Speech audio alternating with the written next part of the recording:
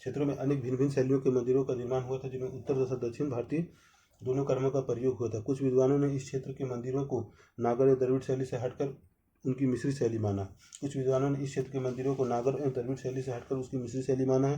कुछ विद्वानों ने इस क्षेत्र के मंदिरों को नागर एवं द्रविड़ शैली से हटकर उसकी मिश्रित शैली माना है। कुछ विद्वानों ने इस क्षेत्र के मंदिरों को नागर एवं द्रविड़ शैली से हटकर उनकी मिश्रित शैली माना है। यह शैली 7वीं शताब्दी के उत्तरार्ध में लोकप्रिय हुई, जिसका उल्लेख कुछ प्राचीन ग्रंथों में विशर नाम से किया गया है। यह शैली 7वीं शताब्दी के उत्तरार्ध में लोकप्रिय हुई है, जिसका उल्लेख कुछ प्राचीन ग्रंथों में विशर नाम से किया गया है। यह शैली 7वीं शताब्दी के उत्तरार्ध में लोकप्रिय हुई, जिसका उल्लेख कुछ प्राचीन ग्रंथों में विशर नाम से किया गया है। यह शैली 7वीं शताब्दी के उत्तरार्ध में लोकप्रिय है, जिसका उल्लेख कुछ प्राचीन ग्रंथों में विशर नाम से किया गया है।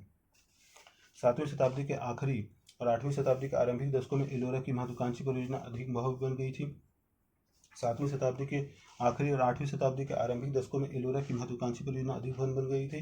7वीं शताब्दी की आखिरी और 8वीं शताब्दी के आरंभिक दशकों में एलोरा की महत्वाकांक्षी परियोजना अधिक भव्य बन गई थी। 7वीं शताब्दी के आखिरी और 8वीं शताब्दी के आरंभिक दशकों में एलोरा की महत्वाकांक्षी परियोजना अधिक भव्य बन गई थी। 7वीं शताब्दी के आखिरी और 8वीं शताब्दी के आरंभिक दशकों में एलोरा की महत्वाकांक्षी परियोजना अधिक भव्य बन गई थी। 750 ईस्वी के आसपास तक दक्कन क्षेत्र पर आरंभिक पश्चिमी चालुक्यों का नियंत्रण राष्ट्रकूटों द्वारा हथिया लिया गया था। 750 ईस्वी के आसपास दक्कन क्षेत्र पर आरंभिक पश्चिमी चालुक्यों का नियंत्रण राष्ट्रकूटों द्वारा हथिया लिया गया था। 750 ईस्वी के आसपास दक्कन क्षेत्र पर आरंभिक पश्चिमी चालुक्यों का नियंत्रण राष्ट्रकूटों द्वारा हथिया लिया गया था। 750 ईस्वी के आसपास दक्कन क्षेत्र पर आरंभिक पश्चिमी चालुक्यों का नियंत्रण राष्ट्रकूटों द्वारा हथिया लिया गया था। 750 ईस्वी के आसपास दक्कन क्षेत्र पर आरंभिक पश्चिमी चालुक्यों का नियंत्रण राष्ट्रकूटों द्वारा हथिया लिया गया था। उनकी वास्तुकला की सबसे बड़ी उपलब्धि एलोरा का कैलाशनाथ मंदिर, जिसे हम भारतीय शैलकृत वास्तुकला की कम से कम 1000 वर्ष पूर्व की परंपरा की पराकाष्ठा कह सकते हैं। उनकी वास्तुकला की सबसे बड़ी उपलब्धि थी एलोरा का कैलाशनाथ मंदिर, जिसे हम भारतीय शैलकृत वास्तुकला की कम से कम 1000 वर्ष पूर्व की परंपरा की पराकाष्ठा कर सकते हैं। उनकी वास्तुकला की सबसे बड़ी उपलब्धि थी एलोरा का कैलाशनाथ मंदिर, जिसे हम भारतीय शैलकृत वास्तुकला की कम से कम 1000 वर्ष पूर्व की परंपरा की पराकाष्ठा कर सकते हैं। उनकी वास्तुकला की सबसे बड़ी उपलब्धि थी एलोरा का कैलाशनाथ मंदिर, जिसे भारतीय शैलकृत वास्तुकला की कम से कम 1000 वर्ष पूर्व की परंपरा की पराकाष्ठा कर सकते हैं। उनकी वास्तुकला की सबसे बड़ी उपलब्धि थी एलोरा का कैलाशनाथ मंदिर, जिसे भारतीय शैलकृत वास्तुकला की कम से कम 1000 वर्ष पूर्व की परंपरा की पराकाष्ठा कर सकते हैं। यह मंदिर पूर्णतः द्रविड़ शैली में निर्मित है और इसके साथ नंदी का देवालय भी बना हुआ है। यह मंदिर पूर्णतः द्रविड़ शैली में निर्मित है और इसके साथ नंदी का देवालय भी बना है। यह मंदिर पूर्णतः द्रविड़ शैली में निर्मित है और इसके साथ नंदी का देवालय भी बना है। यह मंदिर पूर्णतः द्रविड़ शैली में निर्मित है और इसके साथ नंदी का देवालय भी बना है। यह मंदिर पूर्णतः द्रविड़ शैली में निर्मित है और इसके साथ नंदी का देवालय भी बना है। चूँकि यह मंदिर भगवान शिव को समर्पित है जो कैलाशवासी है, इसलिए इसे कैलाशनाथ मंदिर की संज्ञा दी गई। चूँकि यह मंदिर भगवान शिव को समर्पित है जो कैलाशवासी, इसलिए इसे कैलाशनाथ मंदिर की संज्ञा दी गई। चूँकि यह मंदिर भगवान शिव को समर्पित है जो कैलाशवासी, इसलिए इसे कैलाशनाथ मंदिर की संज्ञा दी गई। चूँकि यह मंदिर भगवान शिव को समर्पित है जो कैलाशवासी, इसलिए इसे कैलाशनाथ मंदिर की संज्ञा दी गई है। चूँकि यह मंदिर भगवान शिव को समर्पित है जो कैलाशवासी, इसलिए इसे कैलाशनाथ मंदिर की संज्ञा दी गई। इस मंदिर का प्रवेश द्वार गोपुरम जैसा है। इस मंदिर का प्रवेश द्वार गोपुरम जैसा है। इस मंदिर का प्रवेश द्वार गोपुरम जैसा है। इस मंदिर का प्रवेश द्वार गोपुरम जैसा है। इस मंदिर का प्रवेश द्वार गोपुरम जैसा है। इसमें चारों ओर उपासना कक्ष और फिर सहायक दिवाले बना है, जिसकी ऊंचाई 30 मीटर है।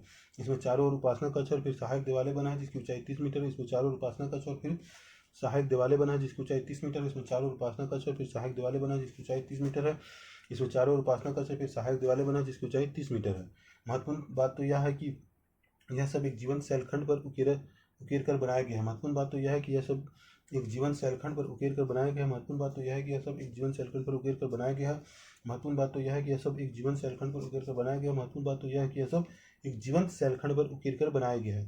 पहले एक एकासम पहाड़ी के हिस्से को धैर्यपूर्वक काटा गया और इस संपूर्ण बहुमंजिली संरचना को पीछे छोड़ दिया गया। पहले एक एकासम पहाड़ी के हिस्से को धैर्यपूर्वक काटा गया और इस संपूर्ण बहुमंजिला संरचना को पीछे छोड़ दिया गया। पहले एक एकासम पहाड़ी के एक हिस्से को धैर्यपूर्वक काटा गया और इस संपूर्ण बहुमंजिली संरचना को पीछे छोड़ दिया गया। पहले एक एकासम पहाड़ी के हिस्से को धैर्यपूर्वक काटा गया और इस संपूर्ण बहुमंजिला संरचना को पीछे छोड़ दिया गया। पहले एक आसन पहाड़ी के एक हिस्से को धैर्यपूर्वक काटा गया और इस संपूर्ण बहुमंजिली संरचना को पीछे छोड़ दिया गया। एलोरा में राष्ट्रकूट कालीन वास्तुकला काफी गतिशील दिखाई देती है। एलोरा में राष्ट्रकूट कालीन वास्तुकला काफी गतिशील दिखाई देती है। एलोरा में राष्ट्रकूट कालीन वास्तुकला काफी गतिशील दिखाई देती है। एलोरा में राष्ट्रकूट कालीन वास्तुकला काफी गतिशील दिखाई देती है। एलोरा में राष्ट्रकूट कालीन वास्तुकला काफी गतिशील दिखाई देती है। आकृतियां अक्सर असल कद से अधिक बड़ी है जो अनुपम भव्यता और अत्यधिक ऊर्जा से उत्प्रोत है। आकृतियां अक्सर असल कद से अधिक बड़ी है जो अनुपम भव्यता और अत्यधिक ऊर्जा से उत्प्रोत है। आकृतियां अक्सर असल कद से अधिक बड़ी है जो अनुपम भव्यता और अधिक ऊर्जा से उत्प्रोत है। आकृतियां अक्सर असल कद से अधिक बड़ी है जो अनुपम भव्यता और अत्यधिक ऊर्जा से उत्प्रोत है। आकृतियां अक्सर असल कद से अधिक बड़ी है, जो अनुपम भव्यता और अधिक ऊर्जा से ओतप्रोत है। कैलाशनाथ मंदिर एलोरा, कैलाशनाथ मंदिर एलोरा, कैलाशनाथ मंदिर एलोरा, कैलाशनाथ मंदिर एलोरा, कैलाशनाथ मंदिर एलोरा, कैलाशनाथ मंदिर एलोरा, कैलाशनाथ मंदिर एलोरा, कैलाशनाथ मंदिर एलोरा, कैलाशनाथ मंदिर एलोरा, कैलाशनाथ मंदिर एलोरा, कैलाशनाथ मंदिर एलोरा, कैलाशनाथ मंदिर एलोरा, कैलाशनाथ मंदिर एलोरा, कैलाशनाथ मंदिर एलोरा, कैलाशनाथ मंदिर एलोरा। दक्कन के दक्षिणी भाग यानी कर्नाटक के क्षेत्र में वेसर वास्तुकला की संकर मिलीजुली शैलियों का सर्वाधिक प्रयोग देखने को मिलता है। दक्कन के दक्षिणी भाग यानी कर्नाटक के क्षेत्र में वेसर वास्तुकला की संकर मिलीजुली शैलियों का सर्वाधिक प्रयोग देखने को मिलता है। दक्कन के दक्षिण भाग यानी कर्नाटक के क्षेत्र में वेसर वास्तुकला की संकर मिलीजुली शैलियों का सर्वाधिक प्रयोग देखने को मिलता है। दक्कन के दक्षिण भाग यानी कर्नाटक के क्षेत्र में वेसर वास्तुकला की संकर मिलीजुली शैलियों का सर्वाधिक प्रयोग देखने को मिलता है। दक्कन के दक्षिण भाग यानी कर्नाटक के क्षेत्र में वेसर वास्तुकला की संकर मिलीजुली शैलियों का सर्वाधिक प्रयोग देखने को मिलता है। पुलकेशिन प्रथम ने यहाँ सर्वप्रथम पश्चिमी चालुक्य राज्य स्थापित किया, जब उसने 547 ईस्वी में बादामी के आसपास के इलाकों को अपने कब्जे में ले लिया। पुलकेशिन प्रथम ने यहाँ सर्वप्रथम पश्चिमी चालुक्य राज्य स्थापित किया, जब उसने 547 ईस्वी में बादामी के आसपास के इलाकों को अपने कब्जे में ले लिया। पुलकेशिन प्रथम ने यहाँ सर्वप्रथम पश्चिमी चालुक्य राज्य स्थापित किया, जब उसने 547 ईस्वी में बादामी के आसपास इलाकों को अपने कब्जे में कर ले लिया। पुलकेशिन प्रथम ने यहाँ सर्वप्रथम पश्चिमी चालुक्य राज्य स्थापित किया, जब उसने 543 ईस्वी में बादामी के आसपास के इलाकों को अपने कब्जे में कर ले लिया। पुलकेशिन प्रथम ने यहाँ सर्वप्रथम पश्चिमी चालुक्य राज्य स्थापित किया, जब उसने 543 ईस्वी में बादामी के आसपास के इलाकों को अपने कब्जे में ले लिया। पुलकेशिन प्रथम ने यहाँ सर्वप्रथम पश्चिमी चालुक्य राज्य स्थापित किया, जब उसने 543 ईस्वी में बादामी के आसपास के इलाकों को अपने कब्जे में ले लिया।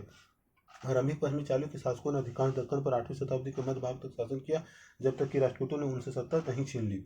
आरंभिक पश्चिमी चालुक्य शासकों ने अधिकांश दक्कन पर 8वीं शताब्दी के मध्य भाग तक शासन किया, जब तक कि राजपूतों ने उनसे सत्ता नहीं छीन ली। आरंभिक पश्चिमी चालुक्य शासकों ने अधिकांश दक्कन पर 8वीं शताब्दी के मध्य भाग तक शासन किया, जब तक कि राजपूतों ने उनसे सत्ता नहीं छीन ली। आरंभिक चालुक्य शासकों ने अधिकांश दक्कन पर 8वीं शताब्दी के मध्य भाग तक शासन किया, जब तक कि राजपूतों ने उनसे सत्ता नहीं छीन लिया। आरंभिक पश्चिमी चालुक्य शासकों ने अधिकांश दक्कन पर 8वीं शताब्दी के मध्य भाग तक शासन किया, जब तक कि राजपूतों ने उनसे सत्ता नहीं छीन ली। आरंभिक चालुक्यों ने पहले संस्कृत गुफाएं बनाई और फिर उन्हें संरचनात्मक मंदिर बनवाए।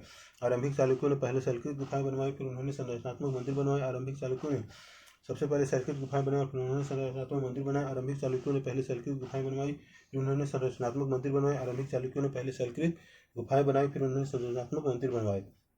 यह गुफाओं में सबसे पुरानी गुफा जो अपनी विशिष्ट मूर्तिकलात्मक शैली के लिए जानी जाती है। यह गुफाओं में सबसे पुरानी गुफा जो अपनी विशिष्ट मूर्तिकलात्मक शैली के लिए जानी जाती है। यह गुफाओं में सबसे पुरानी गुफा जो अपनी विशिष्ट मूर्तिकलात्मक शैली के लिए जानी जाती है। यह गुफाओं में सबसे पुरानी गुफा जो अपनी विशिष्ट मूर्तिकलात्मक शैली के लिए जानी जाती है। इस स्थल पर पाई गई सबसे महत्वपूर्ण प्रतिमाओं में एक नटराज की मूर्ति है, जो सप्त मातृकाओं के असली आकार से भी बड़ी प्रतिमाओं से घिरी है। इस स्थल पर पाई गई सबसे बड़ी महत्वपूर्ण प्रतिमाओं से एक नटराज की मूर्ति है, जो सप्त मातृकाओं के असली आकार से भी बड़ी प्रतिमाओं से घिरी है। इस स्थल पर पाई गई सबसे महत्वपूर्ण प्रतिमाओं से एक नटराज की मूर्ति है, जो सप्त मातृकाओं के असली आकार से भी बड़ी प्रतिमाओं से घिरी है। इस स्थल पर पाई गई सबसे महत्वपूर्ण प्रतिमा एक नटराज की मूर्ति है, जो सप्त मातृकाओं के असली आकार से भी बड़ी प्रतिमाओं से घिरी है। इस स्थल पर पाई गई सबसे महत्वपूर्ण प्रतिमाओं से एक नटराज की मूर्ति है, जो सप्त मातृकाओं के असली आकार से भी बड़ी प्रतिमाओं से घिरी है। इसमें से 3 प्रतिमाएं दाहिनी ओर बनी है, इसमें से 3 प्रतिमाएं दाहिनी ओर बनी, इसमें से 3 प्रतिमाएं दाहिनी ओर बनी, इसमें से 3 प्रतिमाएं दाहिनी ओर बनी, इसमें से 3 प्रतिमाएं दाहिनी ओर बनी है। ये प्रतिमाएं लालित्यपूर्ण हैं, इनकी शारीरिक संरचना पतली है, चेहरे लंबे बने हुए, इन्हें छोटी धोतियों लपेटे हुए दिखाया गया, जिनमें सुंदर चुनटें बनी हुई है। ये प्रतिमाएं लालित्यपूर्ण हैं, इनकी शारीरिक संरचना पतली है, चेहरे लंबे बने हैं, इन्हें छोटी धोतियों से लपेटे हुए दिखाया गया, जिनमें सुंदर चुनटें बनी हुई है। ये प्रतिमाएं लालित्यपूर्ण हैं, इनकी शारीरिक संरचना पतली है, चेहरे लंबे बने हुए, इन्हें छोटी धोतियों से लपेटे हुए दिखाया गया, जिनमें सुंदर चुनटें बनी हुई है। ये निश्चित रूप से समकालीन पश्चिमी दक्कन या वाकाटक शैलियों से भिन्न है, जो महाराष्ट्र में पवनार और रामटेक जैसे स्थलों में देखने को मिलती है। ये निश्चित रूप से समकालीन पश्चिमी दक्कन या वाकाटक शैलियों से भिन्न है, जो महाराष्ट्र में पवनार और रामटेक जैसे स्थलों में देखने पर मिलती है। यह निश्चित रूप से समकालीन पश्चिमी दक्कन या वाकाटक शैलियों से भिन्न है, जो महाराष्ट्र में पवनार और रामटेक जैसे स्थलों में देखने को मिलती है। निश्चित रूप से समकालीन पश्चिमी दक्कन या वाकाटक शैलियों से भिन्न है, जो महाराष्ट्र में पवनार और रामटेक जैसे स्थानों पर देखने को मिलती है। मंदिर बदामी, मंदिर बदामी, मंदिर बदामी, मंदिर बदामी, मंदिर बदामी, मंदिर बदामी, मंदिर बदामी, मंदिर बदामी, मंदिर बदामी, मंदिर बदामी, मंदिर बदामी, मंदिर बदामी, मंदिर बदामी, मंदिर बदामी, मंदिर बदामी, मंदिर बदामी, मंदिर बदामी, मंदिर बदामी। अनेक शैलियों का संकलन और समावेशन चालुक्यकालीन भवनों की विशेषता थी। अनेक शैलियों का संकलन और समावेशन चालुक्यकालीन भवनों की विशेषता थी। अनेक शैलियों का संकलन और समावेशन चालुक्यकालीन भवनों की विशेषता थी। अनेक शैलियों का संकलन और समावेशन चालुक्यकालीन भवनों की विशेषता थी। चालुक्य मंदिरों का एक सर्वोत्तम उदाहरण पट्टदकल में स्थित विरूपाक्ष मंदिर है।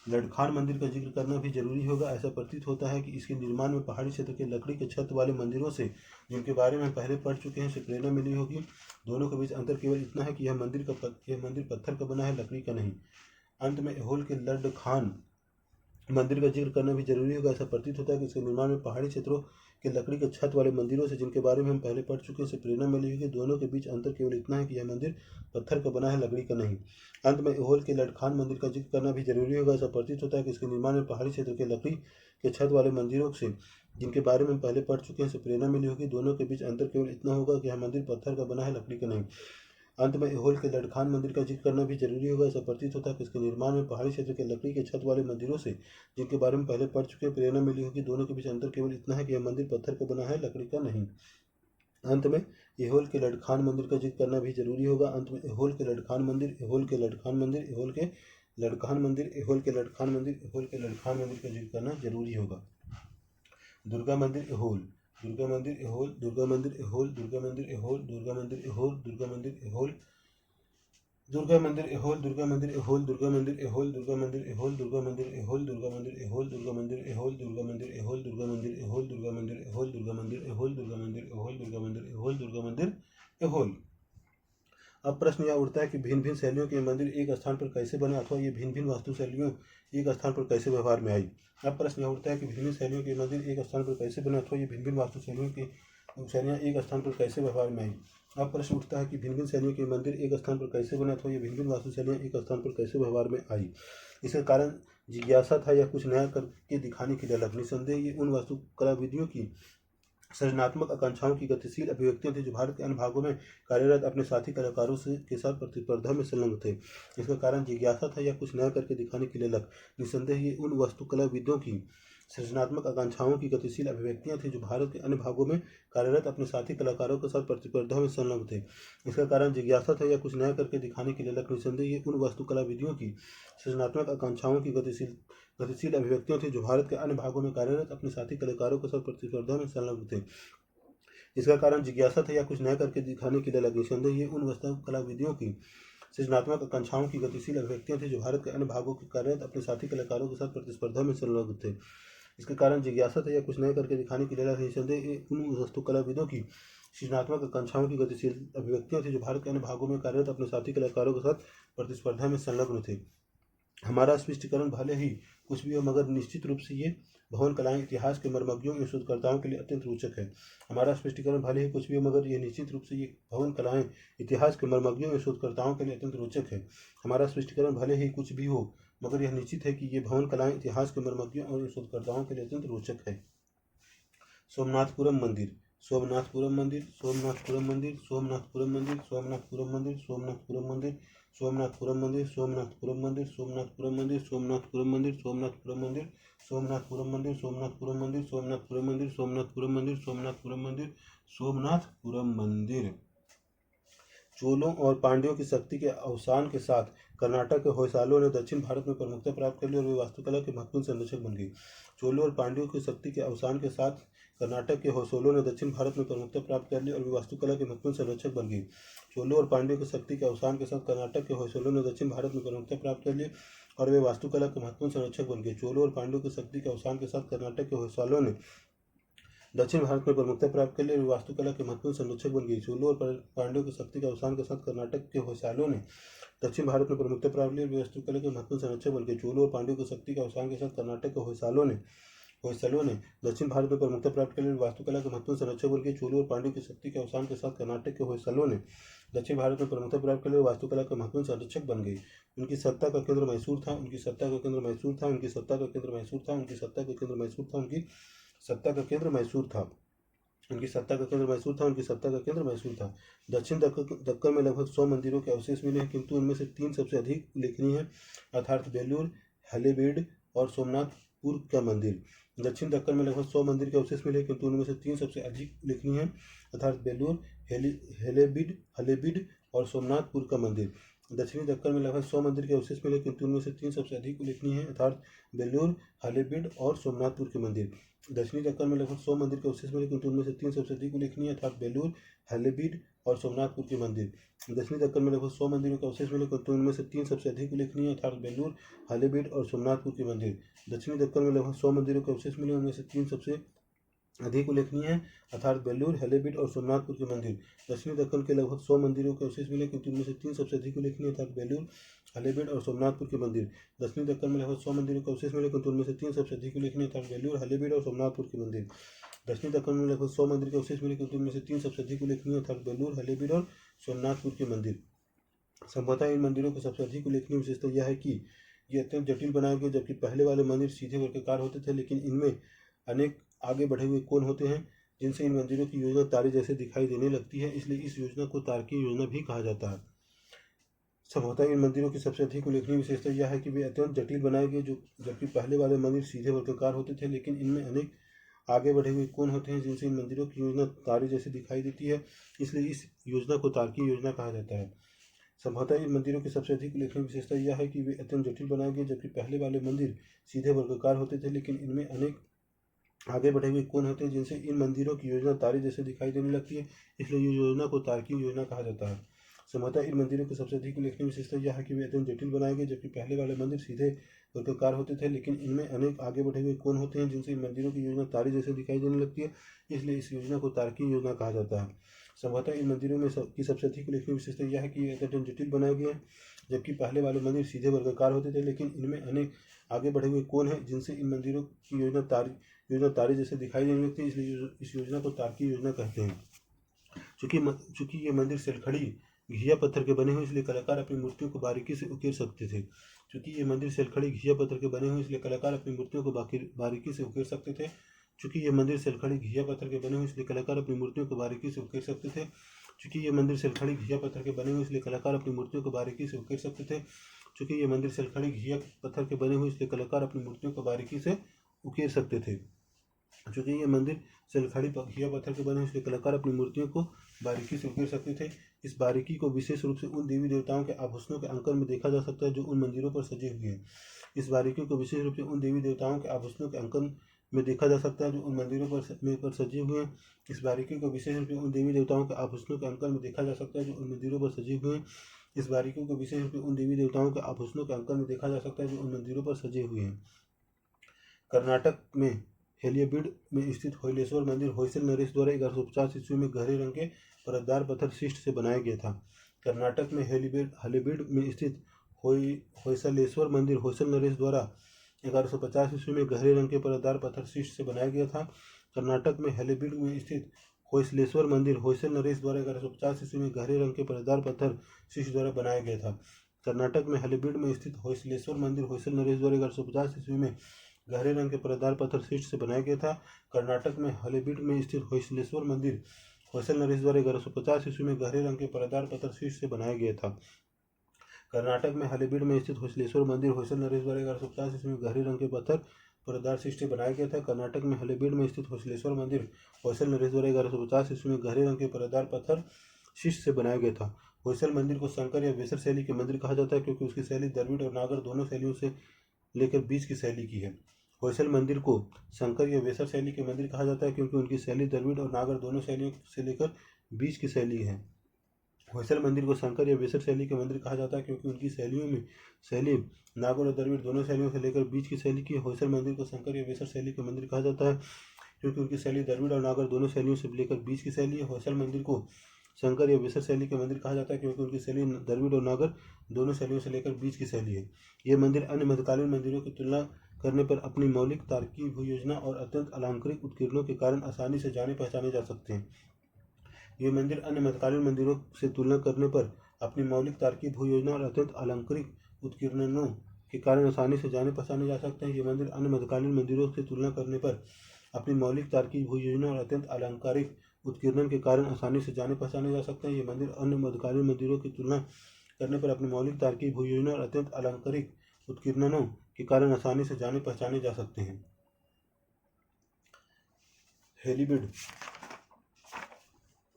हेलियाबीड का मंदिर नटराज के रूप में शिव को समर्पित है। हेलियाबीड का मंदिर नटराज के रूप में शिव को समर्पित है। हेलियाबीड का मंदिर नटराज के रूप में शिव को समर्पित है।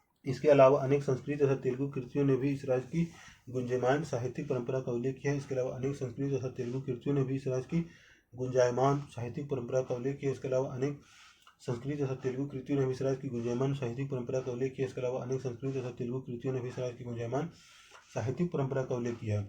वास्तुकला की दृष्टि से विजयनगर में सदियों पुरानी द्रविड़ वास्तुशैली और पड़ोसी सल्तनतों द्वारा प्रस्तुत इस्लामिक प्रभावों का संश्लिष्ट रूप मिलती है। वास्तुकला की दृष्टि से विजयनगर में सदियों पुरानी द्रविड़ वास्तुशैलियों और पड़ोसी सल्तनतों द्वारा प्रस्तुत इस्लामिक प्रभावों का संश्लिष्ट रूप मिलती है। वास्तुकला की दृष्टि से विजयनगर में सदियों पुरानी द्रविड़ वास्तुशैलियों और पड़ोसी सल्तनतों द्वारा प्रस्तुत इस्लामिक प्रभावों का संश्लिष्ट रूप मिलती है। वास्तुकला की दृष्टि से विजयनगर में सदियों पुरानी द्रविड़ वास्तुशैलियों और पड़ोसी सल्तनतों द्वारा प्रस्तुत इस्लामिक प्रभावों का संश्लिष्ट रूप मिलती है। इनकी मूर्तिकला जो मूल रूप से चोल आदर्शों से निकली थी और जब उन्हीं आदर्शों की स्थापना के लिए प्रयत्नशील थी, उन्होंने उसमें भी विदेशियों की उपस्थिति की झलक दिखाई देती है। इनकी मूर्तिकला जो मूल रूप से चोल आदर्शों से निकली हुई थी और जब उन्हीं आदर्शों की स्थापना के लिए प्रयत्नशील थी, उसमें भी विदेशियों की उपस्थिति की झलक दिखाई देती है। इनकी मूर्तिकला जो मूल रूप से चोल आदर्शों से निकली हुई थी, जब उन्हीं आदर्शों की स्थापना के लिए प्रयत्नशील थी, उसमें भी विदेशियों की उपस्थिति की झलक दिखाई देती है। इनकी मूर्तिकला जो मूल रूप से चोल आदर्शों से निकली थी और जब उन्हीं आदर्शों की स्थापना के लिए प्रयत्नशील थी, उसमें भी विदेशियों की उपस्थिति की झलक दिखाई देती है। इनकी मूर्तिकला जो मूल रूप से चोल आदर्शों से निकली थी, जब उन्हीं के आदर्शों की स्थापना के लिए प्रयत्नशील थी, उसमें भी विदेशियों की उपस्थिति की झलक दिखाई देती है। उनके 15वीं शताब्दी के अंतिम दशकों और 16वीं शताब्दी के आरंभिक दशकों के बीच संकलनवादी मिश्रित भग्नावशेषों में जो उस समय का इतिहास सुरक्षित है, इससे पता चलता है कि विजयनगर का वह युग धन्य धान संपन्नता और संस्कृति के सम्मिश्रण का समय था। उनके 15वीं शताब्दी के अंतिम दशकों और 16वीं शताब्दी के आरंभिक दशकों के बीच के संकलनवादी मिश्रित भग्नावशेषों में जो उस समय का इतिहास सुरक्षित है, उससे पता चलता है कि विजयनगर का वह युग धन धान संपन्नता और संस्कृति के सम्मिश्रण का समय था। उनके 15वीं शताब्दी के अंतिम दशकों और 16वीं शताब्दी के आरंभिक दशकों के बीच संकलनवादी मिश्रित भग्नावशेषों में जो उस समय का इतिहास सुरक्षित है, उससे पता चलता है कि विजयनगर का वह युग धन धान संपन्नता और संस्कृति के सम्मिश्रण का समय था। उनके 15वीं शताब्दी के अंतिम दशकों 16वीं शताब्दी के आरंभिक दशकों के बीच संकलनवादी मिश्रित भग्नावशेषों में जो उस समय का इतिहास सुरक्षित है, उससे पता चलता है कि विजयनगर का वह युग धन धान संपन्नता एवं संस्कृति के सम्मिश्रण का समय था। उनके 15वीं शताब्दी के अंतिम दशकों 16वीं शताब्दी के आरंभिक दशकों के बीच के संकलनवादी मिश्रित भग्नावशेषों में जो उस समय का इतिहास सुरक्षित है, उससे पता चलता है कि विजयनगर का वह युग धन धान संपन्नता एवं सांस्कृतिक सम्मिश्रण का समय था। हर हर महादेव, हर हर महादेव।